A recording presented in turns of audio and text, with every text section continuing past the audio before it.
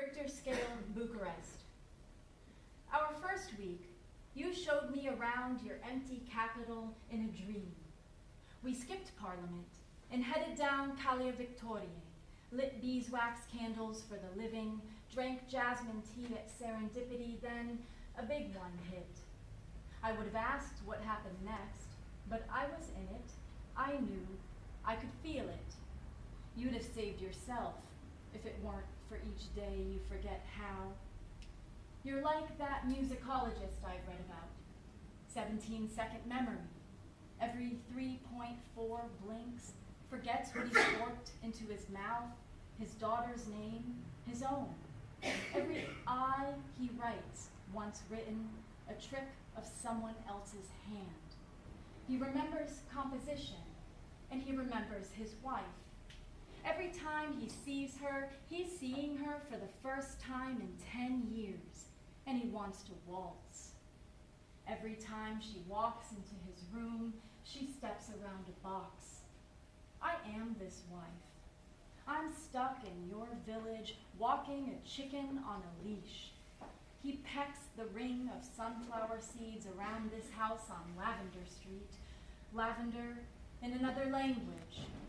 We're stuck in November, he and I, waiting for you to walk into the side yard, past the little black dog tunneling a lattice of wormholes in the dirt.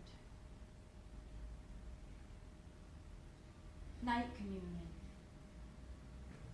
We met at the revolving hotel door. You'd shaved 3 weeks of growth, while I had 3 glasses of wine in the lounge. I was too early. I'd gone and come back. You're late, you said.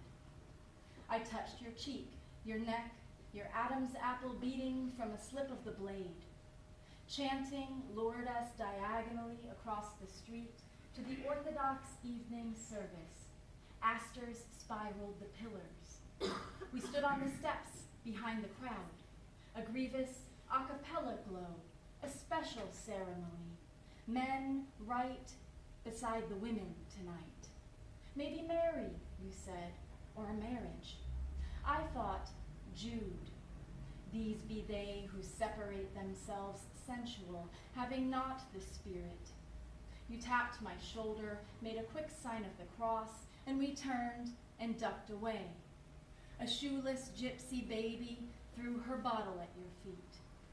You set it upright beside her mother, walked on ahead of me toward an oak growing out of and thick as the sidewalk.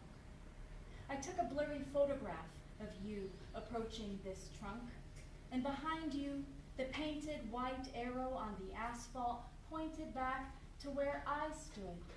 You just walked over it. Tomorrow, I'd be leaving. It wasn't yet late. I was beginning to dream in your language. You, already too good at mine, afraid of falling. We arrived at a comedy club without a comedy act. The cognac, too sweet. We sat upstairs. I faced the mirror. Tell me a story, you said.